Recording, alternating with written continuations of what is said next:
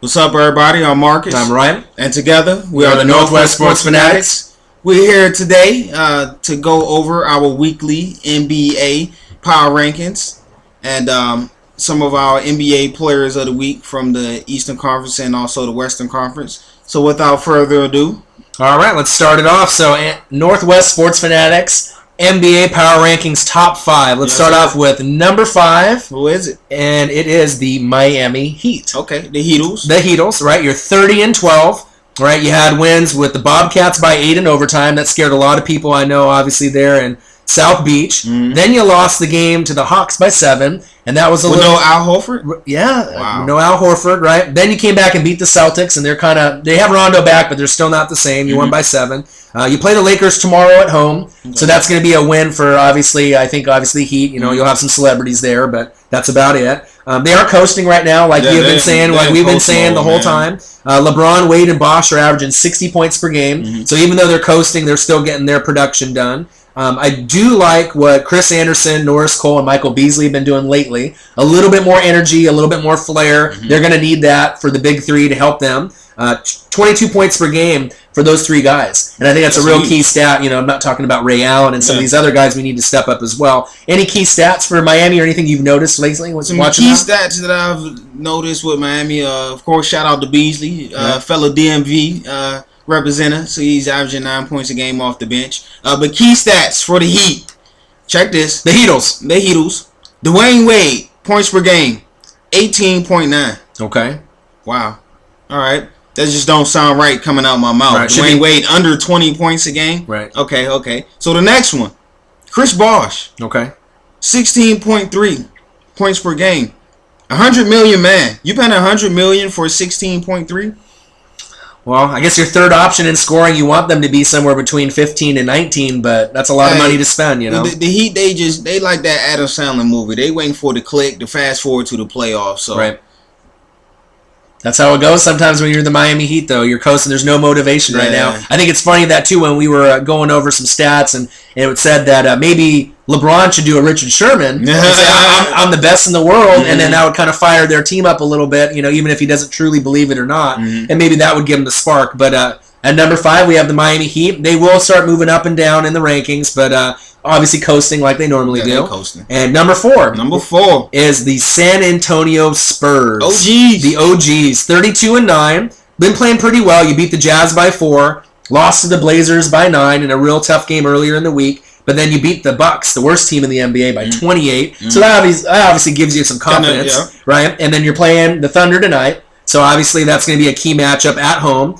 Parker, Duncan, Ginobili, 44 points per game. So their trio is not as good as Miami's big 3, points-wise, but they're still veterans with, obviously, Popovich. Kawhi Leonard, Marco Bellinelli, Boris Diaw. To me, those are the keys to their team until they get Thiago Splitter back from the injury. What about you? Anything that you've noticed with the Spurs lately? No, with the OGs, you know, with veteran teams, you know, they take care of business. Right. Normally with veteran teams, especially with the Spurs.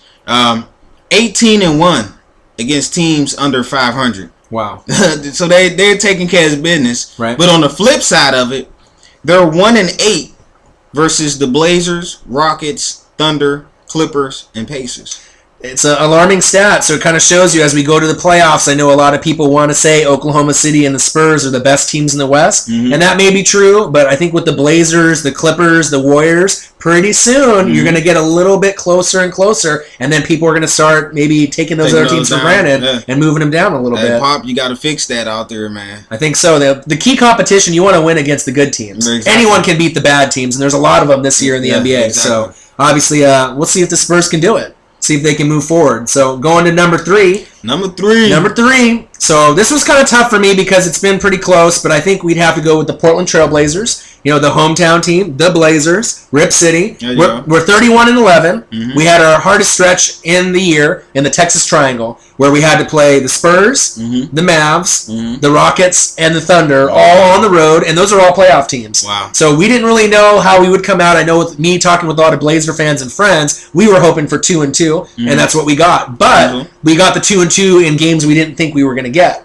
So the first win that we got was against the Spurs. Right. I don't think anyone thought we were going to win that game in San Antonio, and we squeaked out a win by 9. That gave us confidence going into the next game against the Mavs, where we were up by 38. Threw in the bench. Yeah. They did a full court press. They got their lead back. We had to throw in our starters back in, kind of embarrassing to end it off. To end it off, but we won that game. But then we had 2 tough losses with the Rockets. Chandler Parsons, great player. Dwight Howard, obviously with their squad. I've seen a key stat against Dwight Howard. Against the Blazers, he's averaging 28 and 14. So maybe if he played the Blazers every night, he'd be beasting, right? And so the Rockets, they played obviously Portland tough, beat them up, and then last night, if you didn't watch the game, the Thunder at home, Kevin Durant is on some kind of crazy tear right now. Yeah, he went for 46 points, and we just couldn't stop him. But a good thing is, LaMarcus Aldridge is an MVP candidate. I haven't seen a guy get 20 rebounds so easy as him in any guy, maybe besides Ben Wallace, what we had back in the day of Rodman. He really naturally puts himself in good positions to get rebounds. 24 points a game. Obviously, 85 points per game for the starting 5 with Lillard, obviously Wesley Matthews, Nicholas Batum, Aldridge, and Robin Lopez. And Robin Lopez is really playing well as well, obviously showing his worth. That's why LA is getting these considerations because of Robin Lopez. And if you think it's just because of him, you're kidding yourself. It's because of Robin Lopez helping him out in the block defensively, gives him less pressure to have to play that kind of defense, and then Robin can open it up for him, and they're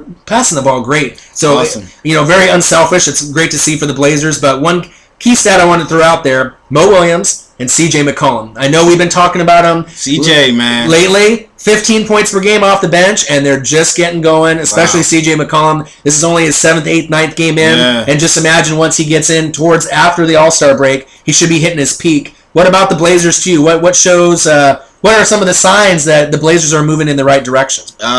For me, it all starts with L.A., LaMarcus Aldridge, right. No doubt. As he goes, the Blazers go. L-Train. Yeah. And right now, he's averaging 24 points and 11 rebounds. And this is a key stat for me because I've been kind of on him the last couple of years saying, you're too soft. You need to rebound more. Right. He's 5th in the NBA in double-doubles with 26. He's starting to beast. Yeah. You know what I mean? There is a big reason why the Blazers are 31-11, and I thought a lot of fans and haters and doubters thought we'd fall off by now, but I think you're starting to see that this team is for real. Yeah, and don't be surprised if they get out of the first round. A Western Finals, I think, is not crazy to think, especially with the Spurs getting a little older, having problems beating the top teams, and with the Thunder with no Westbrook, it leaves a little gap there where maybe the Clippers, Warriors, or Blazers can get up there. But shout out to the Blazers. We're proud of you. You're playing well. Rip City is alive out here. Rip City. Number 2, the team that beat the Blazers last night, that is beasting with the hottest player in the NBA, the Oklahoma City Thunder. Wow. Who would have thought, without Westbrook playing, that KD could just turn it on like he has and really make himself an MVP candidate, a scoring title threat, and all in one. It's pretty amazing. They're 32-10. Kevin Durant is playing MVP status right now. He's averaging 30 a game. He's had a lot of 40-point games lately, especially with the 54 he had a few nights ago, which was huge. But you have wins against the Warriors by 6, the Kings by 15, the Blazers by 8. They are for real. They're not going to slow down. One key thing is they do play the Spurs tonight, and I think that would be a huge win on the road for confidence. If they can pick if they can pick that W up. But to me, the keys are Reggie Jackson and Jeremy Lamb. Yeah. These guys are averaging 22 points per game, and I think you can start to see the evolution of a player on both players to kind of take that next level. Back in the day, if you remember with the Kings, they had Bobby Jackson, right? And he came in and he had that energy. Reggie Jackson, is that his son? I don't know. They play very similar. It's kind of funny, but they're playing well, and I don't really see them slowing down. What about you? What are you noticing with the Thunder besides KD being a beast right now? That's all you can notice with the Thunder is KD, right? 8 straight 30-point games for Kevin Durant, right? And this is the 3rd straight year in a row that Kevin Durant was the first player in the NBA to score 50 points. It's ridiculous. And you know the other player who can share that accolade with Kevin Durant? Who is the other player? Michael Jordan. Michael Jordan. Well, it's good company right there. Wow. The greatest of all time, the GOAT. So shout out to KD. I know LeBron. You have a lot of lovers and haters of his game. No, this the year. This the year KD gets that MVP. I think so too. I think this time you're kind of seeing a different, motivated Kevin Durant. He knows with Westbrook not there. I think the only way LeBron is going to get back in that maybe situation is maybe if Dwayne Wade or Bosch go down, maybe not with a serious injury, but out for maybe 2 to 3 weeks, and then he has to carry him and get those stats back up. But shout out to KD and the Thunder, you're number 2. And number 1, drum roll please, is the Indiana Pacers. Surprise, surprise, right? The team that's been there pretty much every week, except for maybe one all year, 33-7, the most dominant team in the NBA, 21-1 at home. I'll say that again, 21-1 at home, and we're already halfway through the season. Pretty incredible. You beat the Knicks by 28, the Clippers by 14, the Warriors by 8. These are some solid teams besides the Knicks. They're kind of up and up, even though they're not playing very well right now. They play the Suns tonight, a tricky team because the Suns are a playoff team this year, I think, and they are playing well, obviously, for their new coach. And Danny Granger, Luis Scola, these guys are playing good. CJ Watson, even. You can throw his name in there where they're playing well, 22 points off the bench and starting in some of the games. What to you is making the Pacers so dominant? For me, it's their 3 All-Stars, of course. Right. Paul George, Roy Hibbert, and yes, I said 3. Right. There's Lance Stevenson. Right. Born ready. It'll be a travesty if that man don't make the All-Star team this year, leading the league in triple-doubles. It's always one stat that just shows that you're just point blank above and beyond everyone else in the NBA, and that stat for the Pacers to me is 20 double-digit wins out of their 33. Wow, incredible! And I know then I know some people, the doubters, maybe Heat fans or Heat, people that represent the Heat, they're like, well, who have they beaten? And the East is not very good this year. That is true. It's not. Right, but if you look at the quality wins the Pacers have. When's the last time you remember a team had 7 losses, right, past the halfway point?